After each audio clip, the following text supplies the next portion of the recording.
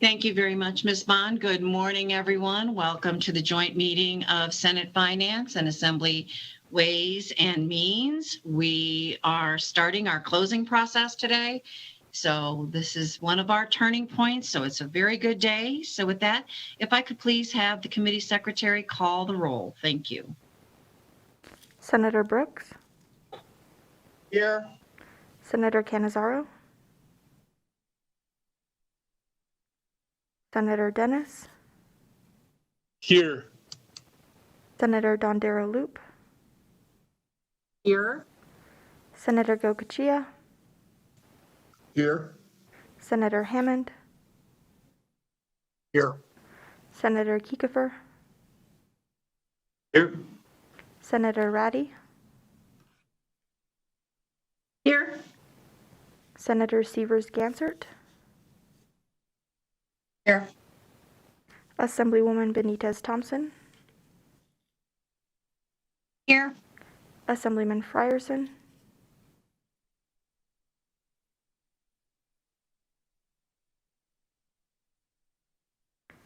Assemblywoman Gorlow, Here. Assemblyman Hafen, Here. Assemblywoman Howdigi, Here. Assemblyman Levitt, Here. Assemblywoman Miller, Here. Assemblywoman Monroe Moreno, Here. Assemblywoman Peters, Here. Assemblyman Roberts, Here. Assemblywoman Titus, Let's see. Here.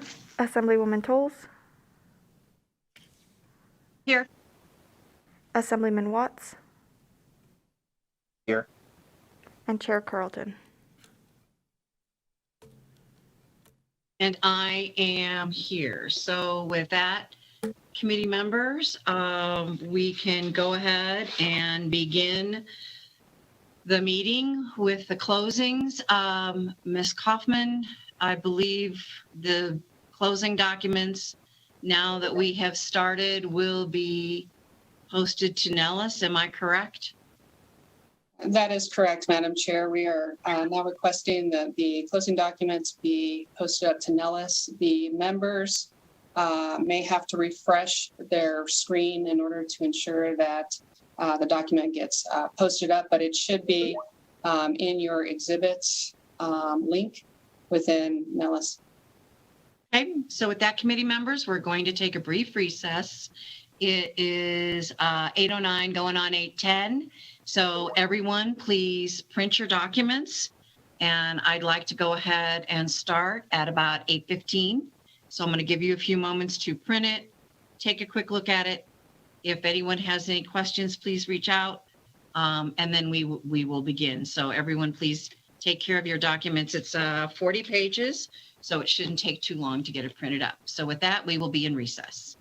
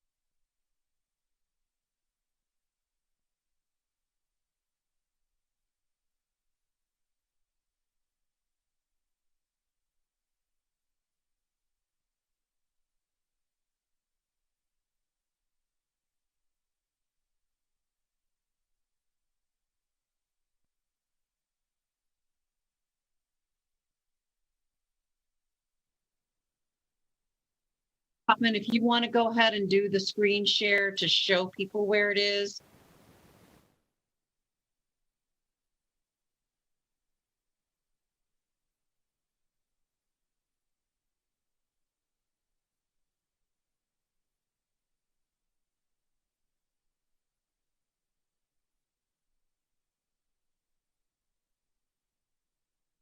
Chair, we are unmuted and ready to proceed when you are.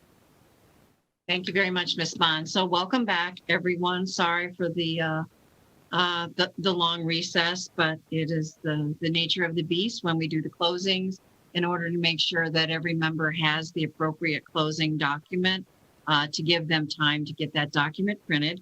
I'll now go to our staff, Ms. Kaufman, to walk the public through how they can access this document. So, Ms. Kaufman. Thank you, Madam Chair.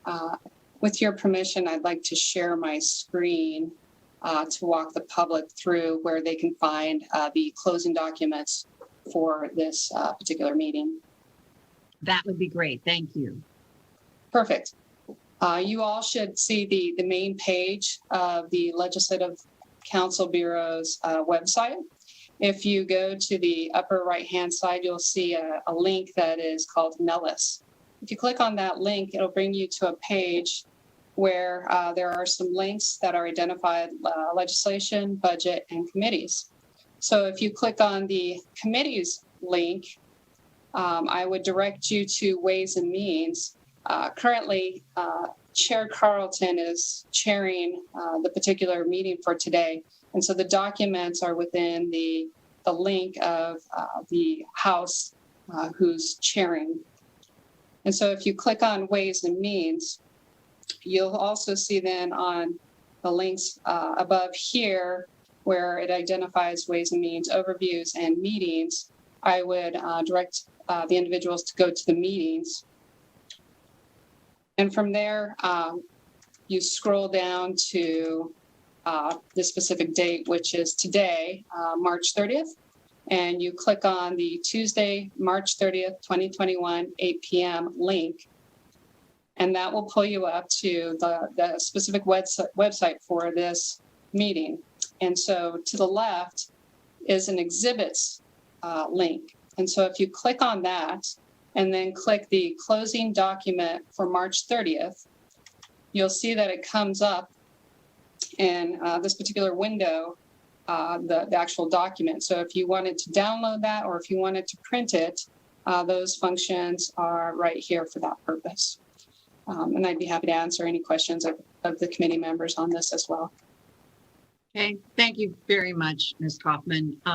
Typically, committee members and public, if we were in the committee room, this document, as I said before, would have been passed out to each individual committee member, and those extra documents would have been put on the exhibit table at the back of the room. So in essence, your access to Nellis is the exhibit table where these documents will be available. And that way you don't have to be in the building or in the room to actually see the closing document. So this is actually a little more accessible to the public than would have been if we were just in the room, because everyone can get access to it.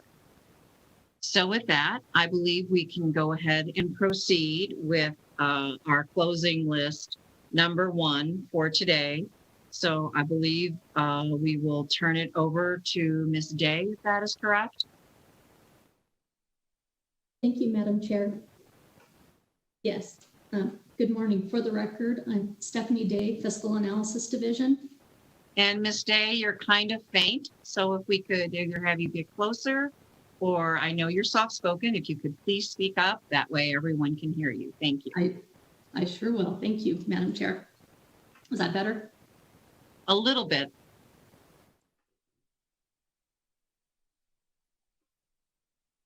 There are 8 budget accounts for the Treasurer's Office for the committee's consideration this morning that will be closed. The first 2 budget accounts were presented to the committees on February 5th. Treasurer Conine and his staff were here to present those budgets. The first one is on page 3 of your closing packet. It is for the state treasurer's office. There are no major closing issues in this account. There are 4 other closing items in this account that are in the table on the top of page 4. There is one technical adjustment that is in the middle of page 4. The pursuant to Section 9 of Article 15 of the Nevada Constitution, the salaries of elected officials cannot change during the current term. Pursuant to NRS 226.090, on the first Monday of every 4th year, the salary of this happens to be the state treasurer's office, the state treasurer's salary, is this statute, must be increased by an amount equal to the cumulative percentage increase in the salaries of classified employees of Nevada during the immediately preceding term. In this case, on effective January 2nd, 2023, the salary of the state treasurer will increase by 3%, which is the 3% that was approved by the legislature effective fiscal year 2020. Therefore, fiscal staff recommends a technical adjustment to increase the salary of the state treasurer in fiscal year 2023 by $1,664. The salary would be increasing from the current salary of $112,462 to $115,836. That would be funded with an additional $333 in general fund appropriation and $1,331 in cost allocation revenue in fiscal year 2023. Fiscal staff would also note that any salary adjustments approved by the 2021 legislature would also impact the salary of the state treasurer in fiscal year 2023. For the committee's information, you will see this in the constitutional officer budget accounts as we close them. So this is not just for the state treasurer. Fiscal staff recommends that this budget be closed as recommended by the governor with the noted technical adjustment and requests authority for staff to make other technical adjustments as necessary. Thank you very much, Ms. Day. So I will go to the full committee of Finance and Ways and Means and ask anyone if they have any questions at this time.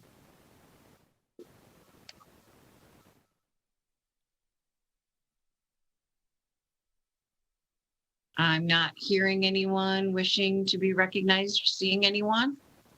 So with that, the chair would go, Ms. Benitez-Thompson? Oh, no, Madam Chairwoman, I thought that you were about to say you were ready to accept the motion, so I was just. And that's, thank you very much. I appreciate that. So chair would accept a motion from Senator Brooks. Move. So it's been moved that this budget be closed and as Gov Rec with the noted technical adjustments and gives the staff authority to make the other technical adjustments as necessary. I have a motion from Senator Brooks, a second from Ms. Monroe Moreno. Any questions or comments on the motion? Hearing none, I believe we need to have the staff do the roll call vote, please. Senator Brooks, Yes. Senator Canizaro, Yes. Senator Dennis, Yes. Senator Dondero Loop, Yes. Senator Gocochea, Yes. Senator Hammond, Yes. Senator Kiefer, Yes. Senator Ratty, Yes. Senator Severs Gansert, Yes. Assemblywoman Benitez-Thompson,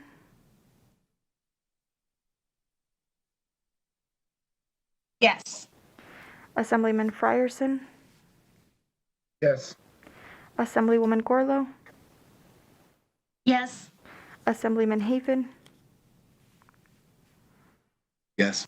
Assemblywoman Howdigi, Yes. Assemblyman Levitt, Yes. Assemblywoman Miller, Yes. Assemblywoman Monroe Moreno, Yes. Assemblywoman Peters, Yes. Assemblyman Roberts, Yes. Assemblywoman Titus, Yes. Assemblywoman Tolles, Yes. Assemblyman Watts, Yes. and Chair Carlton. Yes. Thank you very much. With that, got our first one done. We're on our way. So with that, Ms. Day, if we could go to the next item on our agenda, please. Thank you, Madam Chair. For the record, Stephanie Day, Fiscal Analysis Division. The second budget for the committee's consideration this morning is on page 5 of your closing packet, the Nevada College Savings Trust budget. This budget was also heard by the committees on February 5th. This budget is primarily funded through transfers from the College Savings Endowment account. There are two major closing issues in this account. The first is the first decision unit for the committee's consideration is decision unit E230, the College Kickstart program funding. The governor recommends not contributing any funds from the College Savings Endowment account in either year of the 21-23 biennium for the College Kickstart program. In the College Kickstart program, all kindergarten students who enroll in Nevada's public schools receive a contribution of $50 to a 529 college savings account established on their behalf. According to the Treasurer's Office, the program has sufficient funding to meet future liabilities for many years, and moving this program to an actuarial model rather than a cash model would allow for the college savings endowment funds to be used in additional ways to help Nevadans plan, save, and pay for post-secondary education rather than overfunding the College Kickstart program. No funds have been distributed in the College Kickstart program since the participants in the program have not yet reached post-secondary age.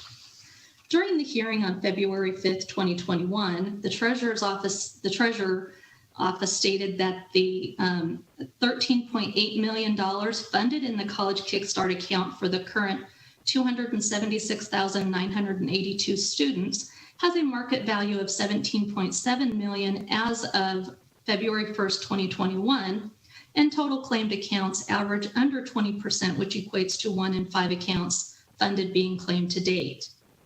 Because the governor has recommended no funds be transferred from the endowment account to the College Kickstart program, Decision Unit E230 recommends eliminating fund transfers of $1.8 million in each fiscal year of the 2021 to 23 biennium that is provided for in the Nevada College Savings Trust base budget for the College Kickstart program. A companion recommendation is included in the College Savings Endowment account budget to reduce the funds transferred to the Nevada College Savings Trust budget by $1.8 million per fiscal year. The College Savings Trust budget is funded through the Nevada College Savings Endowment account from transfers. The executive budget includes a one-shot general fund appropriation in fiscal year 2021 of $44 million to support the Governor Gwynn Millennium Scholarship Program over the 2021-23 biennium. The Treasurer's Office indicated that it worked with the Governor's Finance Office to reduce the amount of the one-shot general fund appropriation from $50 million to $44 million by utilizing $6 million for the endowment account that would be made available through using some of the dormant dollars in the College Kickstart account. Do the committees wish to approve the elimination of the transfer of funds from the College from the College Savings Endowment account to the College Kickstart program for the 2021-23 biennium based on the program currently being sufficiently funded? Committee, are there any questions on this account? We will be taking these individually later on. We'll be grouping some of them together, but in this particular case, under this one, they are individual decision units. So therefore, we will be taking individual motions and voting on them individually, just so that everyone is aware. So are there any questions on this particular item, the College Kickstart program funding?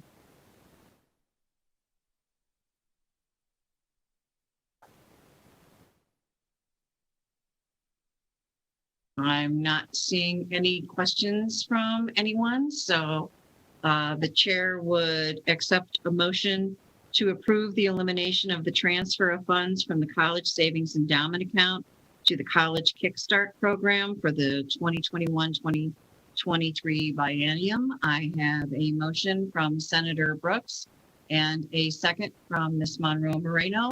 Are there any questions or comments on the motion? Seeing none, I will ask staff to call a roll, please. Senator Brooks, Yes. Senator Canizaro, Yes. Senator Dennis, Yes. Senator Dondero Loop, Yes. Senator Gokachia, Yes. Senator Hammond, Yes. Senator Kiefer, Yes. Senator Ratty, Yes. Senator Severs Gansert, Yes. Assemblywoman Benitez Thompson, Yes. Assemblyman Frierson, Yes. Assemblywoman Gorlow, Yes. Assemblyman Hafen, Yes. Assemblywoman Howdigi, Yes. Assemblyman Levitt, Yes. Assemblywoman Miller, Yes. Assemblywoman Monroe Moreno, Yes. Assemblywoman Peters, Yes. Assemblyman Roberts, Yes.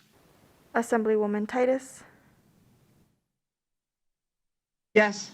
Assemblywoman Tolles, Yes. Assemblyman Watts, Yes. and Chair Carlton. Yes, thank you very much. So Ms. Day, if you'd like to continue. Thank you, Madam Chair. For the record, Stephanie Day, Fiscal Analysis Division. The second major closing issue for the committee's consideration this morning is Decision Unit E 231, which is related to the college savings marketing expenditure increase. The governor recommends a transfer of college savings endowment account funds of $161,494 in each fiscal year of the 21-23 biennium to increase college savings marketing expenditures. The 2019 legislature approved Senate Bill 82, which revised NRS 353B.350 to increase the amount of funds available for education and outreach of college-related programs under the Treasurer's Office from 3% to 7% of revenue received annually from the National 529 investment partners. The governor's recommendation would increase the college savings marketing expenditures for up to a total of $317,099 per fiscal year for the 21-23 biennium. A companion recommendation is included in the College Savings Endowment Account to increase the funds transferred to the Nevada College Savings Trust budget by $161,494 per fiscal year. According to the Treasurer's Office, the College Savings Division has worked with the current marketing contractor over the past 12 months to create a cohesive branding strategy for all college-related programs under the Treasurer's Office and anticipates the additional marketing funds would allow for the continuation of work with a professional marketing vendor to increase social media and online messaging, as well as create new collateral for in-person events to meet Nevada families in their communities, as well as increase both the awareness and usage of the college savings match contribution programs. During the hearing on February 5th, 2021, the state treasurer indicated that the additional funds would help Nevada families plan, save, and pay for post-secondary education, and the treasurer's office directs the majority of its efforts in marketing to incentivizing new participants in the program. The additional funds would also support the Student Loan Ombudsman Program and the scholarship database. The state treasurer indicated that more than 107 college savings events were held over the span of the pandemic on diverse topics, some directly through the treasurer's office and some in partnership with other groups. A list of the events for the period of May 29th, 2020 through April 30th, 2021 was provided by the treasurer's office and is included in pages 10 through 13 of your closing packet. The state treasurer stated that the additional funds would allow the state treasurer's office to expand the work being done to include more events, reach out to more communities, resulting in more students applying for the federal dollars available to them, encourage students to apply for college savings scholarships, and continue to grow its programs. In response to questions by the committees regarding the aggregate marketing dollars in the budget, the treasurer's office stated that the additional funds included in the executive budget represent cash revenue marketing that is an increase from the 3% of revenue received annually from the National 529 Investment Partners included in the base budget. The state treasurer stated that the treasurer's office looks at all marketing dollars in aggregate and does not treat the dollars any differently from program to program while adhering to the statutory guidelines. The aggregate marketing dollars, as recommended by the governor, are included in the following table toward the bottom of page 8. The marketing dollars that are included in this decision unit are related to the college savings marketing, which increases that category to $317,099. The total marketing dollars for the You Promise marketing, Putnam marketing, college savings marketing, and financial literacy marketing totals $683,920 in each fiscal year of the 21-23 biennium. The committees wish to approve an annual increase of $161,494 in transfers to support the college savings marketing expenditures. Thank you very much, Ms. Day, for the walkthrough, and committee members. I'll open it up for any questions at this time.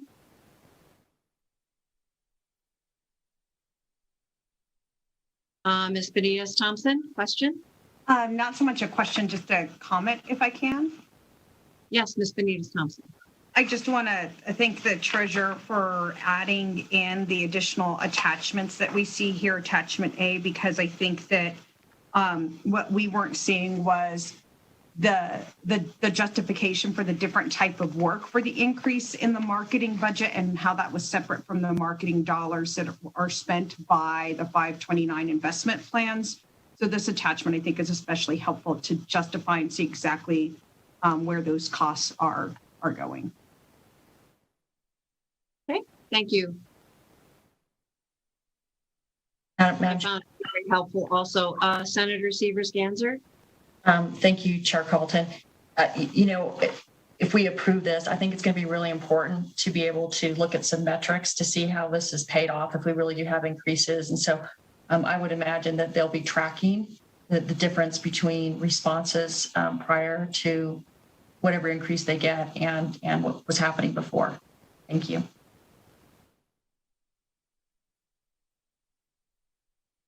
Any other questions or comments at this time? Seeing none, Senator Brooks. Thank you, Madam Chair. I move that to approve an annual increase of $161,494 in transfers to support college savings marketing expenditures. I have a motion from Senator Brooks, second from Ms. Monroe Moreno. Any questions or comments on the motion from committee members? Hearing none, staff, if we could call a roll, please. Senator Brooks, Yes. Senator Cannizzaro, Yes. Senator Dennis, Yes. Senator Dondero Loop, Yes. Senator Gochia, Yes. Senator Hammond, Yes. Senator Kiefer, Yes. Senator Ratty, Yes. Senator Severs-Gansert, Yes. Assemblywoman Benitez-Thompson, Yes. Assemblyman Frierson, Yes. Assemblywoman Gorlo, Yes. Assemblyman Hafen, Yes. Assemblywoman Howdigi, Yes. Assemblyman Levitt, Yes. Assemblywoman Miller, Yes. Assemblywoman Monroe Moreno, Yes. Assemblywoman Peters, Yes. Assemblyman Roberts, Yes. Assemblywoman Titus, Yes. Assemblywoman Toles, Yes. Assemblyman Watts, Yes. and Chair Carlton. Yes. Motion passes. Thank you very much. So with that, Ms. Day? Thank you, Madam Chair. For the record, Stephanie Day, Fiscal Analysis Division. There are 4 other closing items in this account that are located on page 9 of your closing packet. Fiscal staff recommends other closing items be closed as recommended by the governor and requests authority for staff to make other technical adjustments as necessary. Thank you very much, Ms. Day. Any questions from any committee members on the other closing items?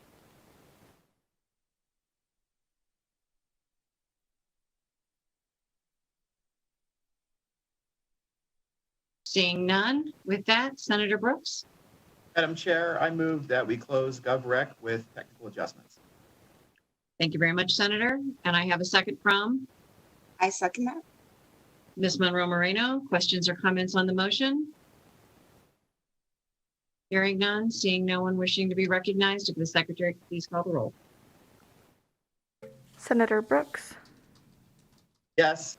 Senator Canizaro, Yes. Senator Dennis, Yes. Senator Dondero Loop, Yes. Senator Gokachia, Yes. Senator Hammond, Yes. Senator Kiefer, Yes. Senator Ratty, Yes. Senator Severs Gansert, Yes. Assemblywoman Benitez Thompson, Yes. Assemblyman Frierson, Yes. Assemblywoman Gorlow, Yes. Assemblyman Hafen, Yes. Assemblywoman Howdy, Yes. Assemblyman Levitt, Yes. Assemblywoman Miller, Yes. Assemblywoman Monroe Moreno, Yes. Assemblywoman Peters, Yes. Assemblyman Roberts, Yes. Assemblywoman Titus, Yes. Assemblywoman Toles, Yes. Assemblyman Watts, Yes. Chair Carlton. Yes, thank you very much. Wow, we got our first one done. So first 2 done. So with that, I believe we can go on to the next. And Ms. Kaufman, Ms. Day, did you want to walk us through the procedure for how we're going to be processing the budgets that were staff closed? Madam Chair, I believe Ms. Day has some prepared remarks. Okay, thank you, Ms. Day. Thank you, Madam Chair. For the record, Stephanie Day, Fiscal Analysis Division. I will now begin presenting the 6 budgets for which the committees have not previously reviewed for the Treasurer's Office and for which fiscal staff is responsible for developing closing recommendations. I will pause following my presentation for each budget to allow for questions. When I have presented the last budget in this group and questions have been addressed, the chair may wish to ask for a single motion for closing consideration on all of the budgets for which fiscal staff is responsible for developing recommendations. The first budget that staff is responsible for the closing recommendations is on page 15 of your closing packet. It is the Municipal Bond Bank Revenue Account. The Municipal Bond Bank assists municipalities in undertaking local projects which foster and promote the protection and preservation of the property and natural resources of the state. The bond bank allows the state to sell general obligation bonds subject to a statutory limitation of $1.8 billion, which are exempt from the constitutional debt limit. The proceeds from the bonds are used to purchase validly issued municipal revenue securities and allows the local government to benefit from the state's stronger bond rating, which saves the local entities funds from lower interest payment costs. This budget serves as the revenue collection account in that the principal and interest payments by the local governments are collected in this account. Funds are transferred from this account to from this budget to the municipal bond bank debt service account. And according to the fiscal year 2020 annual report that the Treasurer's Office puts out, it indicates that as of June 30th, 2020, the outstanding amount of securities issued pursuant to NRS 350A was $83.7 million. There are no major closing issues or closing items in this account, and closing recommendations for this budget are included on the summary page in the closing packet. And I'd be happy to answer any questions you may have. Thank you very much, Ms. Day. Committee members, are there any questions of Ms. Day on this particular budget?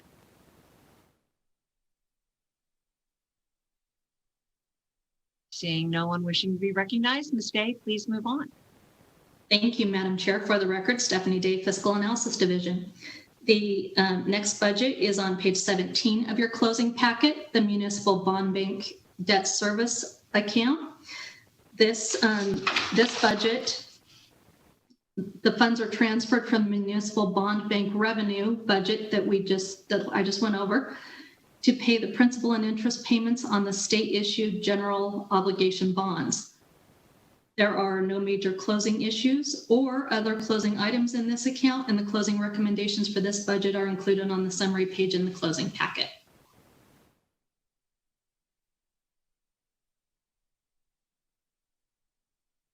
Thank you. Committee members, are there any questions on this particular budget? Not seeing or hearing anyone wanting to be recognized. Ms. Day, I believe we can move on. Thank you, Madam Chair. For the record, Stephanie Day, Fiscal Analysis Division. On page 19 of your closing packet is the next budget, the College Savings Endowment Account. Pursuant to NRS 353B 350, the endowment account must be used for the deposit of any money received by the Nevada College Savings Program that is not received pursuant to a savings trust agreement. The main source of revenue in this budget is the program management fees, contract services charges, paid by the 529 plan managers for being part of the pool of state-sponsored plan options. Fiscal staff would note that the Governor's Finance Office submitted Budget Amendment A 2147711094 on March 9th, 2021 to reduce reserves by $6 million in fiscal year 2023 to transfer to the Millennium Trust Fund to reduce the amount of the one-shot general fund appropriation from the projected amount needed for the Governor Gwynn Millennium Scholarship of $50 million to the amount included in the executive budget of $44 million. The budget amendment would result in reserve levels of $8.3 million and $11.3 million at the end of fiscal year 22 and 23, respectively. There are no major closing issues in this account. There are 6 other closing items. In this account, the other closing items are companions to decision units in the Nevada College Savings Trust and the Higher Education Tuition Administration budget, since those budgets are funded through transfers from this budget. Closing recommendations from this budget are included in the summary page in the closing packet. Thank you, Ms. Day. Are there any questions on this particular budget? Mr. Vice Chair. Senator Kiefer. Thank you. I appreciate it. Ms. Day, on the timing of the budget amendment, as I recall, there was the one shot proposed in GovRec was $44 million. So was it just an oversight not to have this transfer included in the original budget request for this account, or why did this come across later? Necessarily get the timing. Thank you, Chair Brooks. Through you to Senator Kiefer. Yeah, the $6 million was accounted for in the calculations that were done by the Treasurer's Office and the Governor's Finance Office when it came to the amount needed for the one-shot appropriation for the Millennium Scholarship, but it was not included in the endowment account budget itself. Therefore, the need for the budget amendment.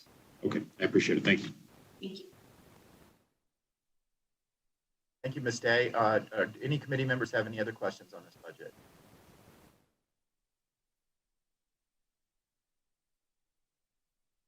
Does not appear as if we do. So please proceed, Ms. Day. Thank you, Chair Brooks. For the record, Stephanie Day, Fiscal Analysis Division. On page 21 of your closing packet is the higher education tuition administration account. The prepaid tuition program is a qualified federal Internal Revenue Code Section 529 plan that provides a method for Nevada's families to prepay undergraduate tuition at a Nevada system of higher education institution or any other accredited public, private, or out-of-state institution that is eligible to participate in federal student financial aid programs. The Treasurer's Office published its fiscal year 2020 annual report, which indicated that as of June 30th, 2020, the funded status of the prepaid tuition was 165.7%. 22,239 children were enrolled in prepaid tuition, and the Higher Education Trust held assets of $312.2 million. This budget is funded entirely with fund transfers from the endowment account. There are no major closing issues in this account. There is one other closing item. Closing recommendations for this budget are included on the summary page in the closing packet.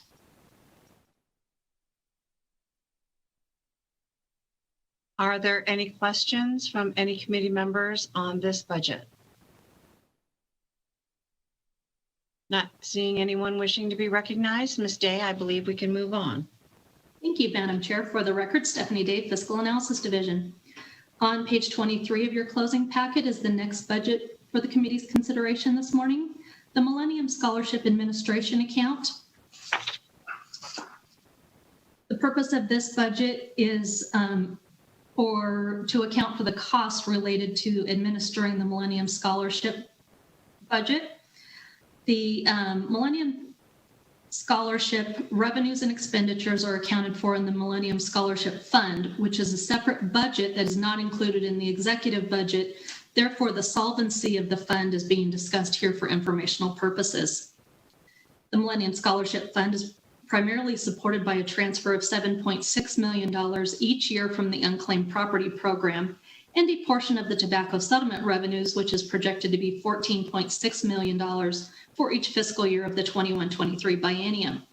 The State Treasurer's Office provided an updated projection for the Millennium Scholarship Fund balance on February 5th, 2021, which is included on page 25 of your closing packet. If no changes are made to the Millennium Scholarship Program, the fund will become insolvent during fiscal year 2021. In response to the committee's regarding the significant increase in the Governor Gwynn Millennium Scholarship, the Treasurer's Office indicated that due to the pandemic, there has been a large increase of students returning to college in Nevada as they are enrolling in Nevada System of Higher Education for the first time. The Treasurer's Office projects a total shortfall of $45.5 million over the 21-23 biennium. The executive budget includes a one-shot general fund appropriation in fiscal year 2021 of $44 million to support the Governor Gwynn Millennium Scholarship Program over the 2021-23 biennium. Fiscal staff would note that the Governor's Finance Office submitted Budget Amendment A21-477-1094 for the endowment account budget on March 9th, 2021 to reduce reserves by $6 million to transfer to the Millennium Trust Fund to reduce the amount of the one-shot general fund appropriation from the projected amount needed for the Governor Gwynn Millennium Scholarship of $50 million to the amount included in the executive budget of $44 million. This is the same budget amendment that I just mentioned in the last account. Major closing issues, there are none, and there are also no other closing items. Closing recommendations for this budget are included on the summary page in the closing packet, and I would be happy to answer any questions you may have.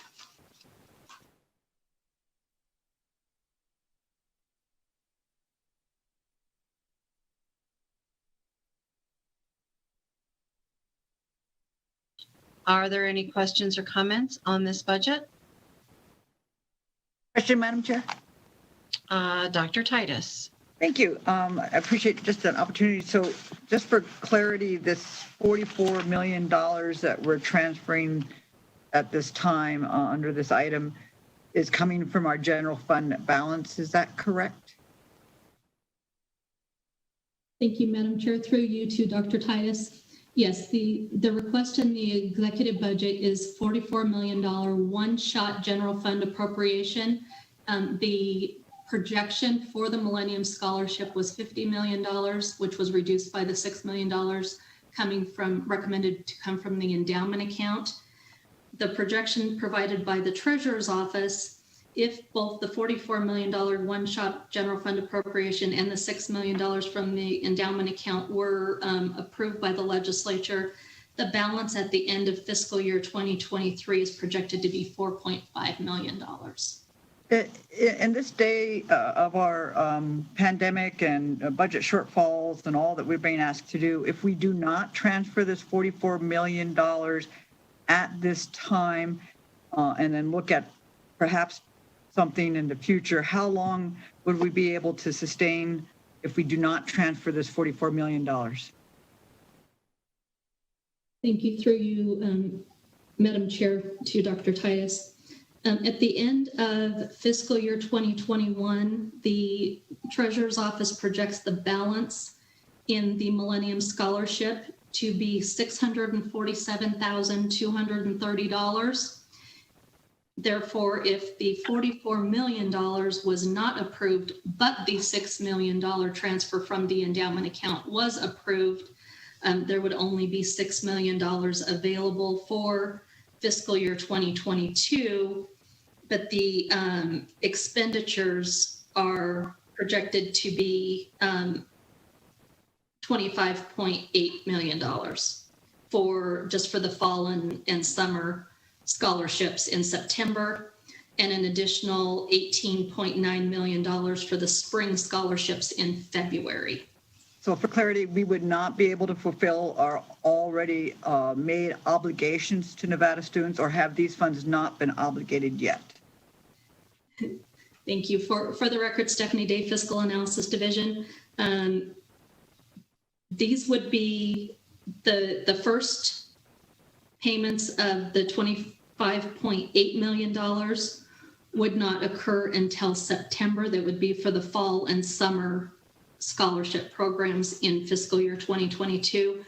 The spring scholarship payments for February were $17.8 million.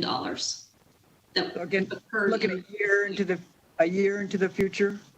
Yes. Okay, thank you, Madam Chair, for the question. And Dr. Titus, just to make sure everyone is aware, that's not the actual decision point that is in front of us today. This is the administration budget. So we are not actually voting on that particular component, but it is all part of the general picture. That's why the solvency issue is included in this discussion point, but that is not the decision point we have before us today. Thank you, Madam Chair. You're welcome. So with that, Ms. Day. Thank you, Madam Chair. For the record, Stephanie Day, Fiscal Analysis Division. The last budget account for the committee, the last Treasurer's Office budget account for the committee's consideration this morning is the unclaimed property budget. It is on page 27 of your closing packet. Pursuant to NRS 120A.620, by the end of each fiscal year and after this, there is a $7.6 million transfer to the Millennium Scholarship Trust Fund. The balance of the money in the trust account must be transferred to the general fund. Although properties may be sold and the proceeds transferred to the general fund, the rightful owners or heirs never surrender their claiming rights. The Treasurer's Office website, according to the Treasurer's Office website, the Nevada Unclaimed Property Program is currently safeguarding over $950 million in unclaimed property, and more than $46 million was returned to original owners or their heirs last year. There are no major closing issues in this account. There are 3 other closing items which are included in the table on page 28. Closing recommendations for this budget are included in the summary page on the closing packet.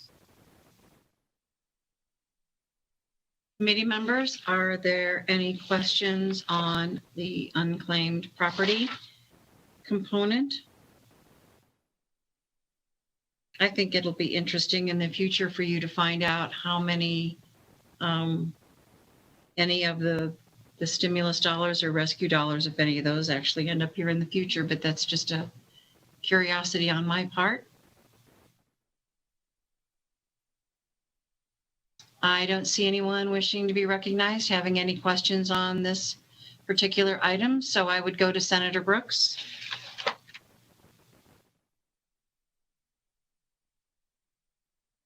You are muted, Senator. There you go. I would move that fiscal staff, that the following budgets be closed as recommended by the governor and request authority for staff to make other technical adjustments as necessary. Budget 745-1086, Treasurer, Municipal Bond Bank Revenue. Budget 395-1087, Treasurer's Municipal Bond Bank Debt Service. Budget 603-1081, the Treasurer's Higher Education Tuition Administration budget. And then budget 261-1088, Treasurer's Millennium Scholarship Administration. And budget 101-3815, Treasurer's Unclaimed Property Budget. And I move that the following budgets be closed as recommended by the governor, including budget amendment A214771094, and consistent with the committee's actions on budget 1011092, Treasurer, Nevada College Savings Trust, and budget 603-1081, Treasurer's Higher Education Tuition Administration, and request authority for staff to make other technical adjustments as necessary. Thank you very much, Senator. Good job. So with that, I have a motion from Senator Brooks, second from Ms. Monroe Moreno. Any questions or comments on the motion? Madam Chair. Madam Chair, the motion, I need to include in the final statement on the motion, also budget 101-1094, the Treasurer's Endowment Account. Thank you. Good catch. I missed that one. Thank you very much. So we now have a complete motion before us. I'll take a second from Ms. Monroe Moreno. We'll go to questions or comments. Did I have someone wishing to be recognized? Seeing none, with that, I believe we can have staff call the roll. Senator Brooks, Yes.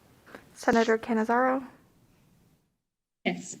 Senator Dennis, Yes. Senator Dondero Loop, Yes. Senator Gokachia, Yes. Senator Hammond, Yes. Senator Kiefer, Yes. Senator Ratty, Yes. Senator Siebers Gansert, Yes. Assemblywoman Benitez Thompson,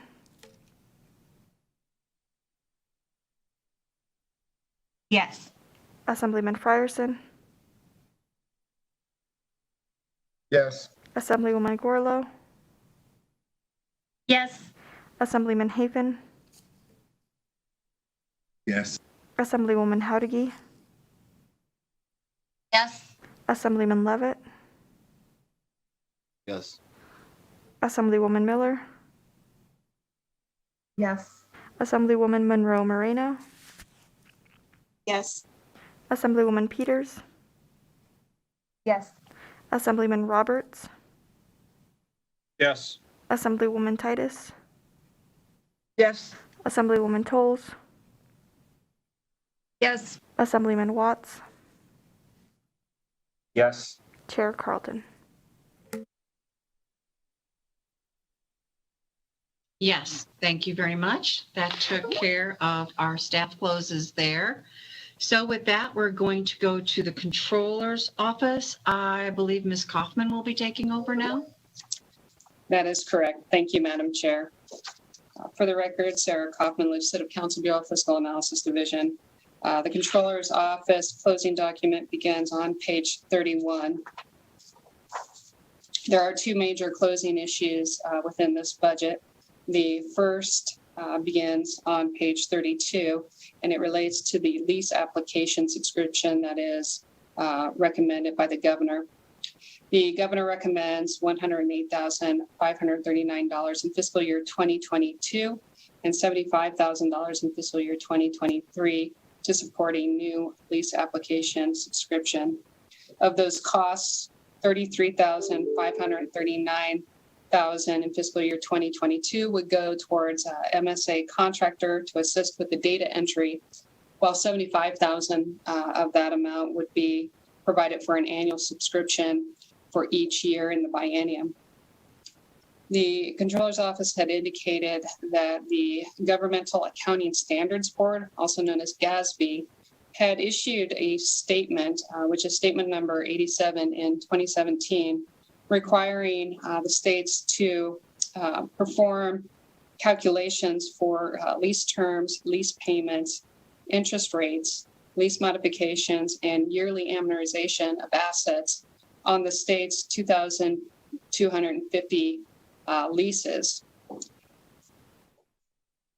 During the February 5th, 2021 budget hearing, the Controller's Office had indicated that they had not actually received any of these details from the state agencies prior to this new statement being recommended.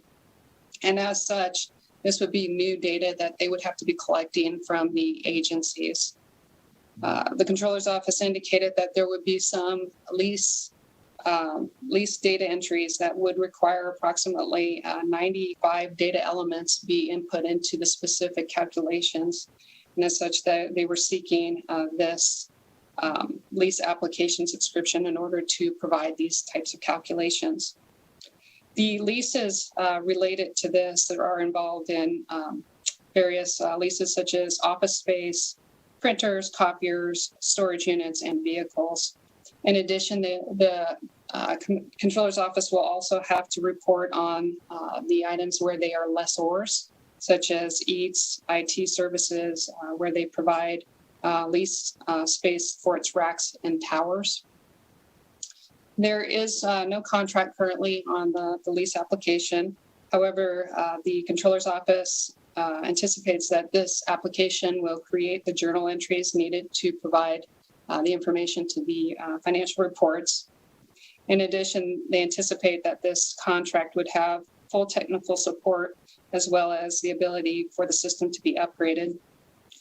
An indirect benefit that the Controller's Office identified was that this subscription would provide the purchasing division the ability to actually see all of the leases that the state is in contract with, and they could utilize that information in order to negotiate bulk leases. In follow-up information, the Controller's Office indicated that the $75,000 estimate for this lease application was the least expensive quote that they received from various vendors. However, the quotes ranged from $75,000 to $250,000.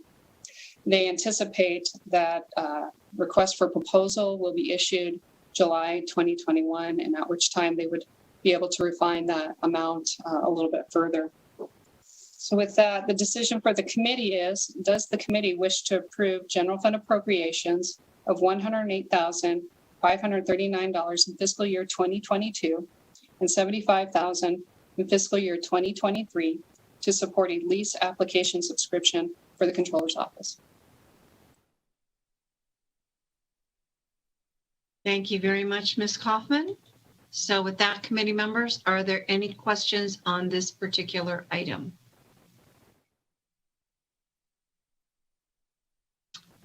Not seeing any questions, I'll go to Senator Brooks. Thank you, Madam Chair. That we approve general fund appropriations of $108,539 in FY 2022 and $75,000 in FY 2023 to support a lease application subscription for the Controller's Office. I have a motion from Senator Brooks, a second from Ms. Monroe Moreno, are there any questions or comments on the motion? Hearing none, I'd ask staff to call the roll, please. Senator Brooks, Yes. Senator Canizaro, Yes. Senator Dennis, Yes. Senator Dondero Loop, Yes. Senator Gokachia, Yes. Senator Hammond, Yes. Senator Kiefer, Yes. Senator Ratty, Yes. Senator Severs Gansert, Yes. Assemblywoman Benitez Thompson, Yes. Assemblyman Frierson, Yes. Assemblywoman Gorlow, Yes. Assemblyman Haven, Yes. Assemblywoman Howdigy, Yes. Assemblyman Levitt, Yes. Assemblywoman Miller, Yes. Assemblywoman Monroe Moreno, Yes. Assemblywoman Peters, Yes. Assemblyman Roberts, Yes. Assemblywoman Titus, Yes. Assemblywoman Tolles,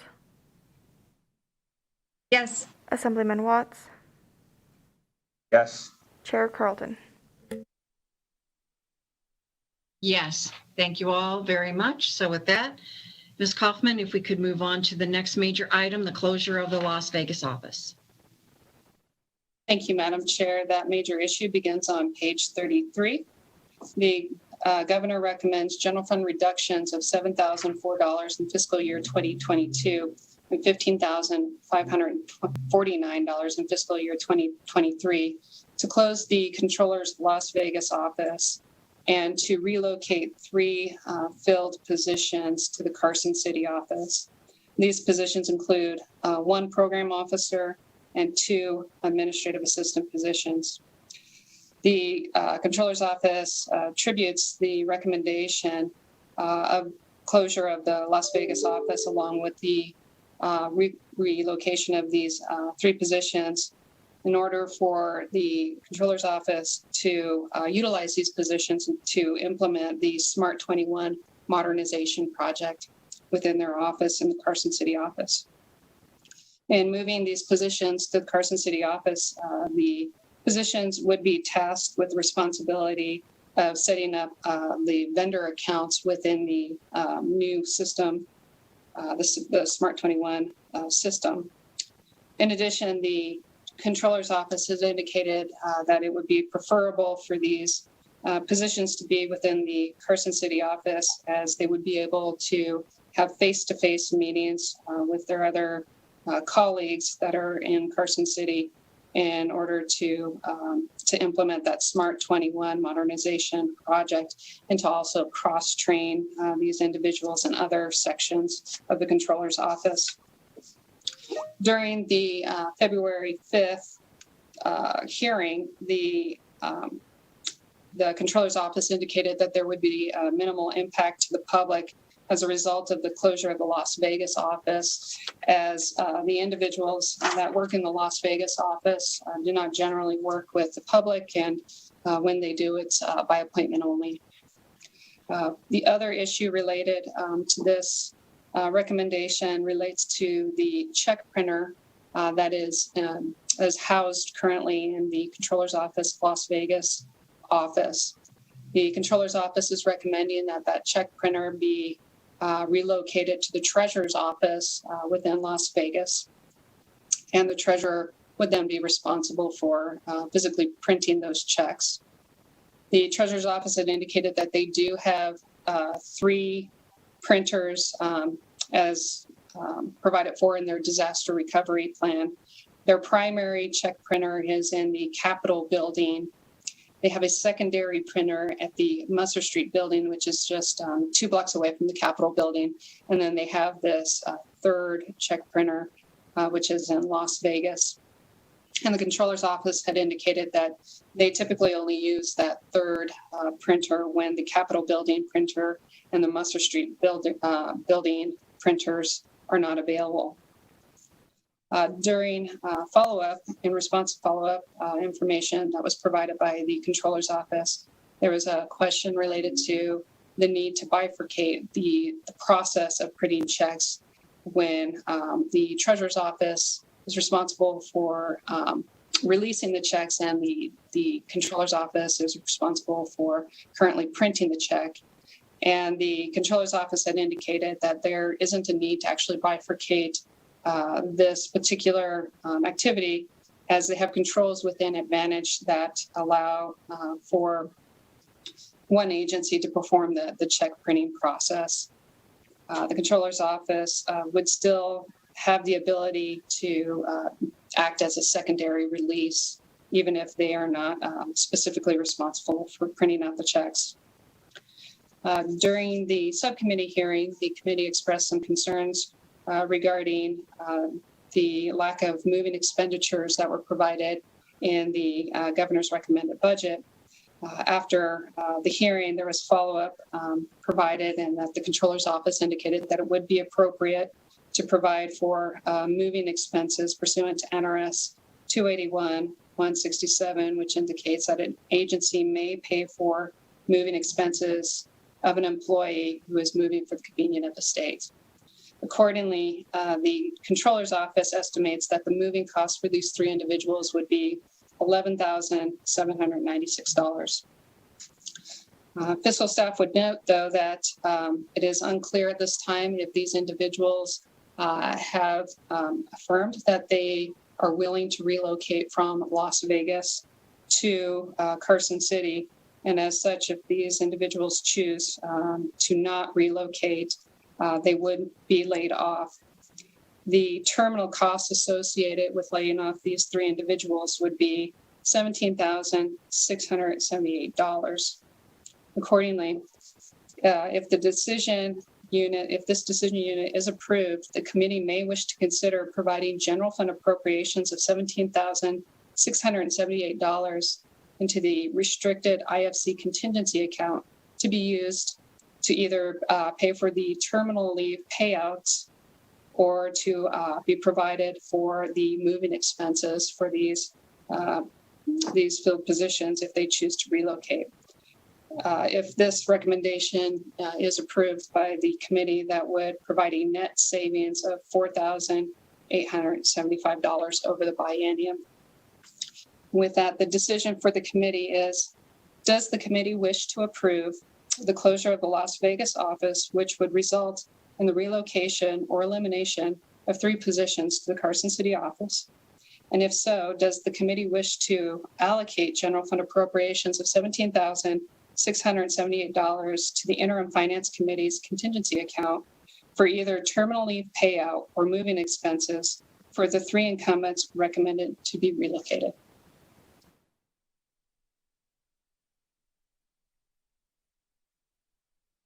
Thank you very much, Ms. Kaufman. So with that, I know there was a lot of conversation about this when we had the original hearing. There were a number of folks who had serious concerns about closing this office. So I'd like to go ahead and open it up to the committee members for conversation on this item. Senator Brooks, did you want to start, or who would like to who would like to begin? I know there were a number of folks who had questions and concerns. Thank you, Madam Chair. And, you know, we did, and we received, we asked some questions of the office, and we received some feedback, and still believe it's probably not in the best interest of Nevadans to shut down that office. And I personally believe that it's in the best interest of the state that we keep that representation for the Controller's Office down in Southern Nevada open. Okay, thank you. Are there any other questions or comments from any of the other committee members at this time? I tend to agree with the senator, especially when I see the number for the terminal leave payout and or the moving expenses. It seems as though it just doesn't seem to quite pan out for me. And having that office in Southern Nevada, I think, is a benefit. Assemblyman Roberts. Thank you, Madam Chair. And I'll tend to agree with both you and Senator Brooks. I don't see huge cost savings and or reason to relocate those 3 positions. I like the footprint in Southern Nevada, and I would like to keep it there. Thank you. Any other questions or comments from any other committee members at this time? Seeing none, Senator Brooks? Thank you, Madam Chair. I move that we not approve the closure of the Las Vegas office. I have a motion from Senator Brooks. Do I have a second from Ms. Monroe Moreno? Are there other questions or comments from committee members on the motion? Seeing none, if I could please have staff call the roll. Thank you. Senator Brooks, Yes. Senator Canizaro, Yes. Senator Dennis, Yes. Senator Dondero Loop, Yes. Senator Gokachia, Yes. Senator Hammond, Yes. Senator Kiefer, Yes. Senator Ratty, Yes. Senator Severs Gansert, Yes. Assemblywoman Benitez Thompson, Yes. Assemblyman Frierson, Yes. Assemblywoman Gorlow, Yes. Assemblyman Haven, Yes. Assemblywoman Howdy, Yes. Assemblyman Levitt, Yes. Assemblywoman Miller, Yes. Assemblywoman Monroe Moreno, Yes. Assemblywoman Peters, Yes. Assemblyman Roberts, Yes. Assemblywoman Titus, Yes. Assemblywoman Tolles, Yes. Assemblyman Watts, Yes. and Chair Carlton. Yes. With that, motion passes unanimously. I believe we can move on to our next item, Ms. Kaufman. Thank you, Madam Chair. The next item are the other closing items, and there is only one other closing item. It is an adjustment to the controller's salary for fiscal year 2023. You may recall from Ms. Day's discussion in the treasurer's office accounts that the constitutional officers are entitled to receive a salary increase based off of the COLA that was approved by the 2019 legislature for fiscal year 2020. So with that technical adjustment, fiscal staff recommends approval of the technical adjustment to account for the cost of living adjustments for the controller's salary and request authority to make technical adjustments to this budget as necessary. Committee members, are there any questions on this particular item? It's the same as we did the earlier one.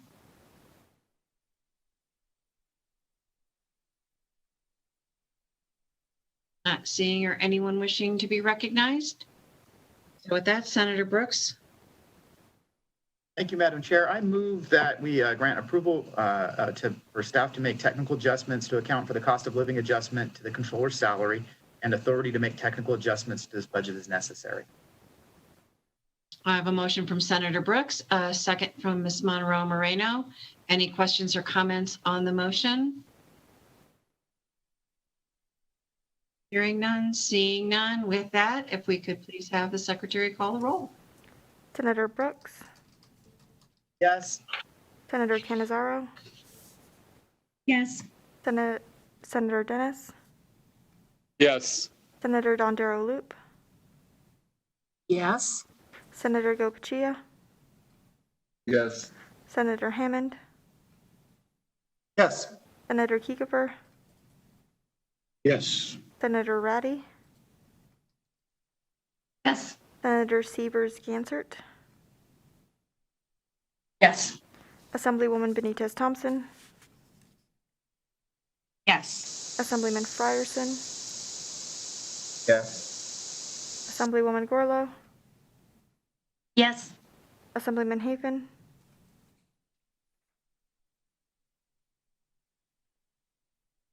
Assemblywoman Howdy, Yes.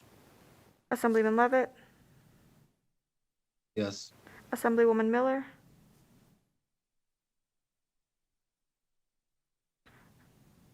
Assemblywoman Monroe Moreno, Yes. Assemblywoman Peters, Yes. Assemblyman Roberts, Yes. Assemblywoman Titus, Yes. Assemblywoman Tolles, Yes. Assemblyman Watts, Yes. Chair Carlton. And I am a yes, and Mr. Hafen has returned. Would you like to record your vote, Mr. Hafen? Yes. Thank you very much. So measure passes unanimously of the members present. Thank you very much. I believe we can move on to the next couple of items, which are both staff closes. So we will be doing them together the same way we did the earlier ones and just take one motion at the end. So Ms. Kaufman. Thank you, Madam Chair. The next account is the Controller's Office Debt Recovery Account. Fiscal staff is responsible for developing the closing recommendations for this budget. The committee has not heard previously. This budget provides the money within the debt recovery account may only be used to support the debt collection efforts of the state controller. There are no major closing issues in this account. And the next account will be presented by Mr. Leiser, but we can certainly take those as one motion if there are no other questions related to this, the controller's account for this one. Okay, thank you. So committee members, are there any questions on the controller's debt recovery account? Hearing none, if we could go ahead and have Mr. Leiser go ahead and do the Public Utilities Commission account, and then we'll take one motion on both of those.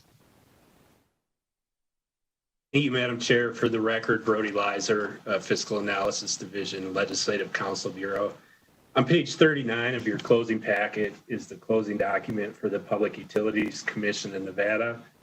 The Public Utilities Commission in Nevada regulates public companies engaged in electric, natural gas, telephone, water and sewer services, master metering service at mobile home parks, and is involved in monitoring gas pipeline and railroad safety. The Public Utilities Commission of Nevada also makes determinations in renewable energy related filings, as well as having oversight authority regarding electric and gas utilities administration of renewable energy incentive and demonstration programs.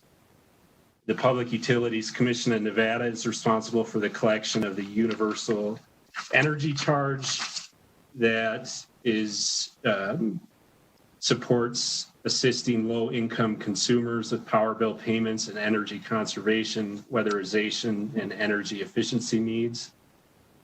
The primary funding source for this budget is a regulatory assessments derived from a mill assessment on gross utility operating revenues. And that mill assessment is capped by statute at 3.5 mills. In the current biennium, the mill assessment was set at 2.9 mills for fiscal year 20 and 2.89 mills for fiscal year 2021. Based on the governor's recommended budget for the upcoming biennium, the assessment would be set at 3 mills. There also is an additional assessment of up to 0.75 mills that is used to support the Attorney General's consumer advocate budget. On page 40 of your closing packet, there are no major issues in this budget. There are 2 other closing items. Fiscal staff would recommend that this budget be closed or recommends that closing this budget as recommended by the governor, and would request authority for staff to make any technical adjustments as necessary. So Madam Chair, if in taking a motion for both these budgets, the motion would be to approve both the controller's debt recovery account budget as recommended by the governor with authority for staff to make technical adjustments, as well as closing the Public Utilities Commission of Nevada budget as recommended by the governor and with authority for staff to make technical adjustments. Thank you very much, Mr. Leiser. We appreciate that. Committee members, are there any questions of Mr. Leiser on the PUCN budget?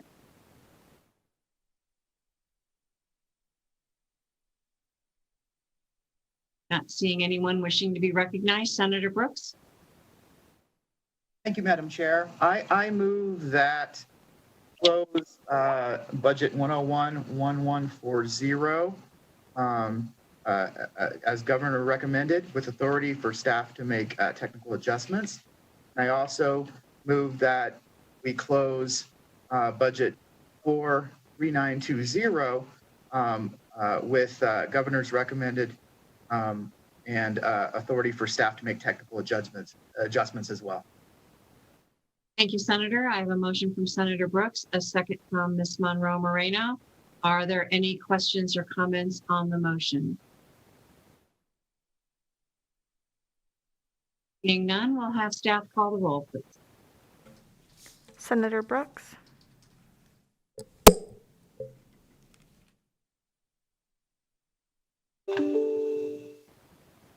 Senator Brooks,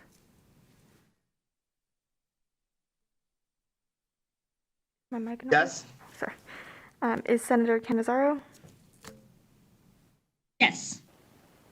Senator Dennis, Yes.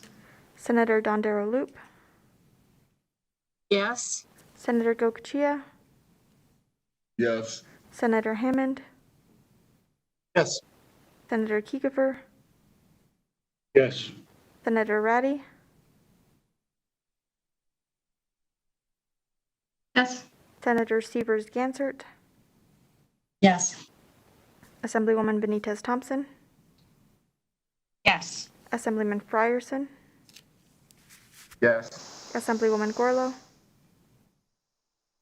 Yes. Assemblyman Hafen, Yes. Assemblywoman Howdigy, Yes. Assemblyman Levitt, Yes.